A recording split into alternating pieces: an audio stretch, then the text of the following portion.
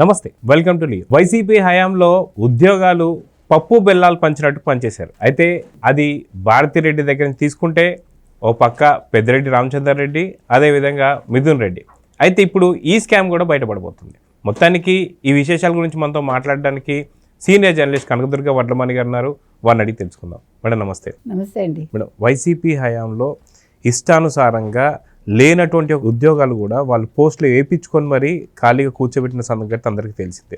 ఏదైతే మనం చూసుకుంటే డిజిటల్ కార్పొరేషన్ కావచ్చు, ఎన్ఎన్డిసి కావచ్చు, అదేవిధంగా ఫైబర్ నెట్ కావచ్చు.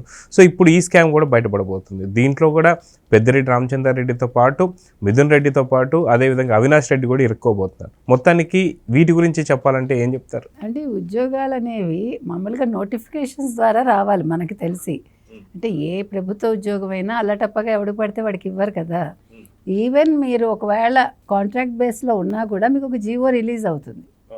అది లేకుండా మీకు ఉద్యోగాలు ఎలా వస్తాయి? దానికి కూడా అంటే కనీసం ఒక ఉద్యోగానికి ఏ అర్హత ఉండాలో ఆ అర్హత ప్రకారమే మిమ్మల్ని ఎంపిక చేస్తారు తప్ప మీరు 10th ఫెయిల్ అయిపోతేనో లేకపోతే ఇంటర్ ఫెయిల్ అయిపోతాను మీకు ఉద్యోగాలు ఇవ్వరు కదా. కానీ వైసీపీ ప్రభుత్వం ఏంటంటే ప్రత్యేకమైన ప్రభుత్వం. అది అంటే వాళ్ళకి మా ఓటర్లు మాకుంటారు అన్నట్టుగా వాళ్ళకి అన్నీ వాళ్ళకే ఉంటాయి. రూల్స్ రెగ్యులేషన్స్ అవన్నీ బయట వాళ్ళకి వర్తిస్తాయి తప్ప వైసీపీకి సంబంధించిన వాళ్ళు ఎవరికి ఏది వర్తించదు. కాబట్టి ఎవరికైనా ఏ ఉద్యోగమైనా వచ్చేస్తుంది.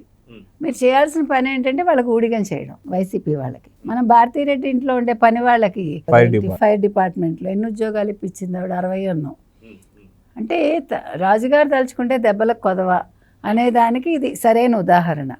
ఇవాళ అది అయిపోయిందంటే ఫైబర్ నెట్లో, ఏపీ ఎన్ఎండిసిలో డిజిటల్ ఆల్రెడీ మనం చూసాము. జీవీ రెడ్డి గారు వచ్చాక 100 మందిని తీసేశారు. ఎందుకంటే ఫైబర్ నెట్లో, ఎందుకంటే వాళ్ళందరూ కూడా అనర్హులు అనమాట.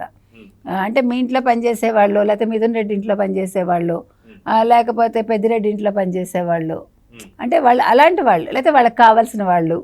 ఎవడో అలా తిరుగుతూ ఉంటాడు రోడ్డు మీద. ఇప్పుడు కొంతమంది పిల్లలు చూడండి, గాలికి తిరగడం అంటారు.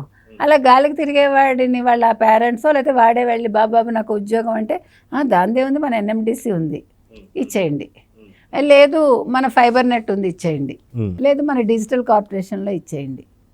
అది పప్పు బెల్లాలు పంచడం అంటారు చూడండి, అట్లా పనిచేశారు. ఏకంగా 370 270 ఒక ఇది 100 ఏమో అవుట్ సోర్సింగ్ కింద, ఈ 270 ఏమో కాంట్రాక్ట్ బేస్ మీద ఇచ్చేసారు. ఇస్తే ఇప్పుడు ఇవాళ మీరు చూస్తే వాళ్ళందరికీ జీతాలు మామూలుగా లేవు. 70,000 ₹1,00,000. అంటే ఎవడికేదో వాళ్ళు చూడండి వేలం వేశాడు మొన్న ఆయన ఎవడు వైవి సుబ్బారెడ్డి. అట్లా వేలంలాగా వాళ్ళదేం పోయింది? వాళ్ళ సొమ్మ, ప్రజల సొమ్ము. అప్పనంగా వచ్చింది ఏదైనా కూడా ఏదో అందినంత బొక్కి తినమన్నారు, అట్లా తినేశారు వీళ్ళందరూ. అసలు ఆలోచిస్తే మనకి ఇక్కడ చదువుకుని మనలాంటి వాళ్ళు ఉద్యోగాలు లేక అవస్థలు పడుతుంటే హ్యాపీగా 10th ఫెయిల్ అయ్యి, ఇంటర్ ఫెయిల్ అయ్యి, లేకపోతే ఇంటర్ పాస్ అయ్యి 70,000 ₹1,00,000 ఉద్యోగాలు ఏంటండి? అది కూడా వాళ్ళు ఫలానా చోట చీమకుర్తిలో చేస్తున్నారనో, లేకపోతే హైదరాబాద్లో కొంతమంది చేస్తున్నారనో. అంటే చీమకుర్తిలో 100 మంది, ఇక్కడ 270 మంది. తర్వాత మధ్యప్రదేశ్లో మాత్రం ఎక్కువ వీళ్ళకి ఇచ్చారు, ఎవరికి? నార్త్ ఇండియన్స్కి ఇచ్చారు. సో ఇక్కడ మాకు ఇంతమంది కావాలి అని వీళ్ళు అడిగి 370 మందికి ఇచ్చుకున్నారు. సో ఇప్పుడు ఇవన్నీ కూడా బయటకు వచ్చాయి, వీళ్ళు చేసిన ఈ అక్రమాలన్నీ. మరి ఇప్పుడు జగన్మోహన్ రెడ్డి ఏమంటారు? పాపం ఆయన ఇప్పుడు మరి ప్రెస్ మీట్ పెడతారా, లేదు మళ్ళీ ట్విట్టర్ వేదికగా ఏదైనా స్పందిస్తారా, లేదు ఇవన్నీ కూడా ఏమీ లేదబ్బా తెలుగుదేశం కూటమి అన్యాయంగా అక్రమంగా ఇలాంటి నిందలు వేస్తోంది, కేసులు పెడుతోంది అంటారా? అది మనం గమనించాలి. ఎందుకంటే వాళ్ళు ఏది కూడా ఒప్పుకోరు కదా. అయితే మనం చూసుకుంటే ఫైబర్ నెట్లు కావచ్చు, డిజిటల్ కార్పొరేషన్లు కావచ్చు, అదేవిధంగా మిగతా ఎన్ఎండిసి కావచ్చు, వీటన్నిటికీ నోటిఫికేషన్ ఇచ్చి అది అవుట్సోర్సింగ్ నుంచి వచ్చినటువంటి ఉద్యోగులు కూడా వాళ్ళకంటూ ఒక ప్రక్రియ అంటూ ఉంటుంది. సో ఎటువంటి ప్రక్రియని ఫాలో అవుతలేదు. సో నిజంగా ఇప్పుడు ఆ ఉద్యోగాల్ని ఏం చేయబోతున్నారు? నిజంగా వీళ్ళందరినీ కూడా సస్పెక్ట్ చేసి వాళ్ళని ఉద్యోగం తొలగించబోతున్నారా, లేకపోతే ఏం చేయబోతున్నారంటే ఏం చెప్తారు? ఇంకా ఆలోచన ఏంటండి, ఇమీడియట్గా సస్పెండ్ చేయాలి. No second thought at all. ఎందుకంటే అసలు ఇది ఎంత అక్రమం అంటే, ఇది మీరు చెప్పిన నోటిఫికేషన్ లేకుండా మొత్తం 370 మందిలో 13 మందిని మాత్రం నోటిఫికేషన్ తీసుకున్నారండి. మిగతా అందరినీ వాళ్ళు అపాయింట్ చేసేసుకున్నారు నోటి మాటతోటి. వాళ్ళకి ఊరికే నీకు ఇగో ఇంత జీతం వస్తుంది అన్న కాగితం ఇచ్చారో మనకు తెలియదు, కానీ అసలు ఇది ఎలా చెల్లుతుంది?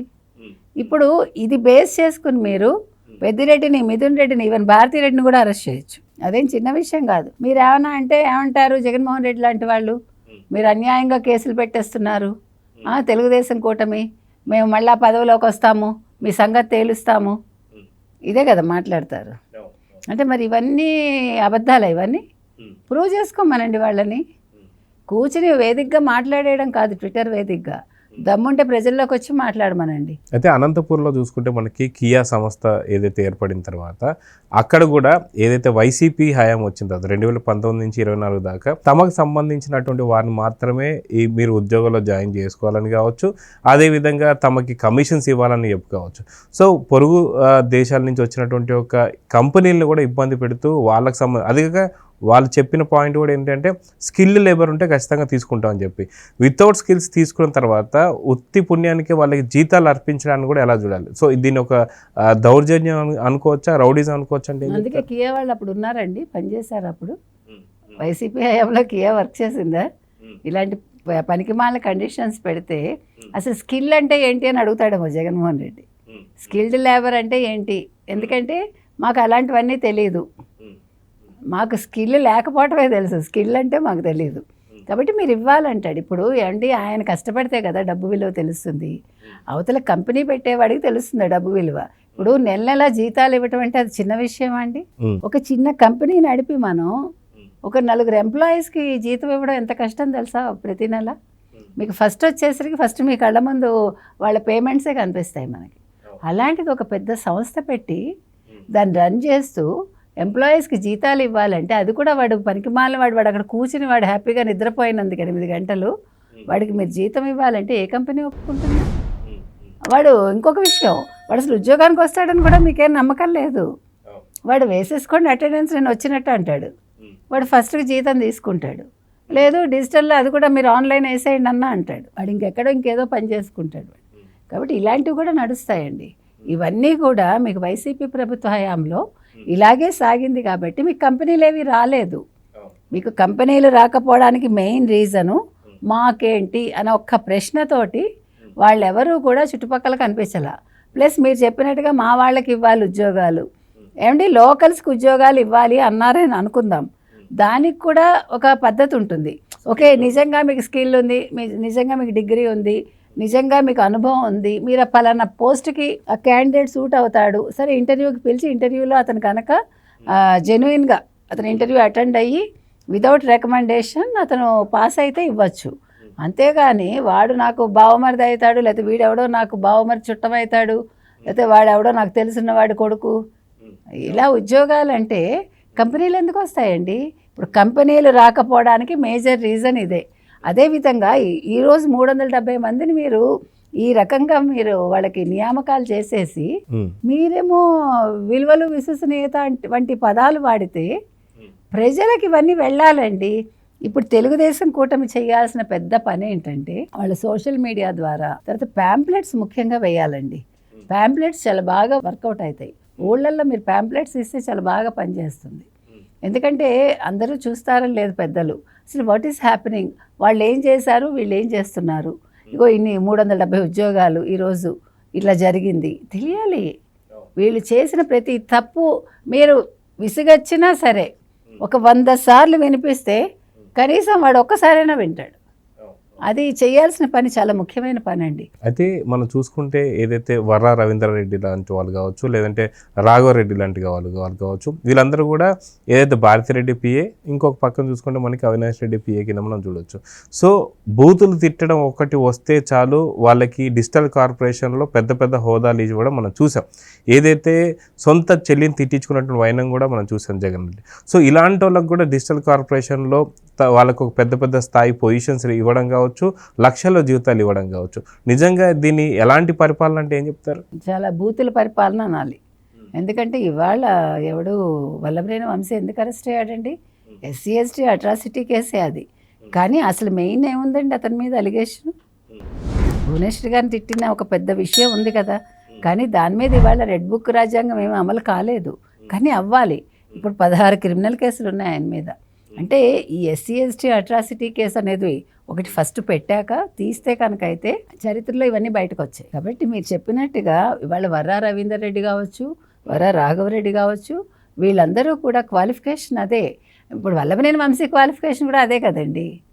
ఇప్పుడు మీకు పదవులు వచ్చాయంటే ఉన్నత పదవులు, మీరు తిట్టడమైనా తిట్టాలి, లేదు వాళ్ళ ఇళ్ళకి వెళ్ళి వాళ్ళ మీద దాడి చేయాలి, లేదు వాళ్ళ కార్యాలయాలకు వెళ్ళి దాడి చేయాలి, లేదు మీరు గొడ్డలు వేటు వేస్తే ఇంకా పెద్ద పొజిషన్ వస్తుంది మీకు. అంటే అవి వాళ్ళ క్వాలిఫికేషన్స్ అట్లా సెట్ చేశారనమాట. సో కాబట్టి ఇవాళ ఇవన్నీ ఏవైతే ఉన్నాయో ఇవన్నీ బయటకు తీసి ముందు ఫస్ట్ సస్పెండ్ చేయటమేనండి. ప్లస్ ఇంకొకటి ఇన్ని నెలలు మీకు ఇంచుమించు 60 నెలలు వేసుకోండి కదా, 60 నెలల కాలంలో వాళ్ళకి ఇచ్చిన జీతాన్ని వెనక్కి కట్టమని కోర్టు ద్వారా ఆదేశాలు ఇప్పించాలి. అది చాలా ముఖ్యం. ఎందుకంటే ఇది ఎవరి సొమ్ము అండి? వాళ్ళ సొమ్ము కాదు, ప్రజల సొమ్ము. ప్రజల సొమ్ము అంటే మీరు ప్రభుత్వం ద్వారా ఇచ్చినా కూడా ప్రజలు కట్టిన ట్యాక్సులు అవి. కాబట్టి ఎవడెవడైతే తిన్నాడో లక్షలు కక్కించాలి. 70,000 అంటే 12 ఏళ్ళు 84 ఇంటూ 5 వేసుకోండి, 5 8 40, 5 4 20, మీకు అలాగా 60 లక్షలు వీళ్ళది అలాగే తీసుకోండి. ఒక్కొక్కరిది మొత్తం కక్కించాలండి. కక్కించి ఒక్కొక్కరి చేత మొత్తం డబ్బు కట్టిస్తే ఇవన్నీ కూడా పాప జగన్మోహన్ రెడ్డి గారికి ఒక పెద్ద ఏవి తయారు చేసి పంపించాలి. Let him watch. సో చూద్దాం మేడం, ఖచ్చితంగా ఎవరైతే లక్షల్లో తిన్నటువంటి యొక్క జీతాలు ఏవైతే ఉన్నాయో, జీతభత్యాలు ఏవైతే ఉన్నాయో ఒత్తిగా కూర్చొని వాళ్ళందరూ కూడా మీరు అన్నట్టు కక్కాలి. అవి రాష్ట్ర అభివృద్ధికి అవి తోడ్పడాలని కోరుకుందాం. నమస్తే. నమస్తే. Please subscribe to Leo News for more videos.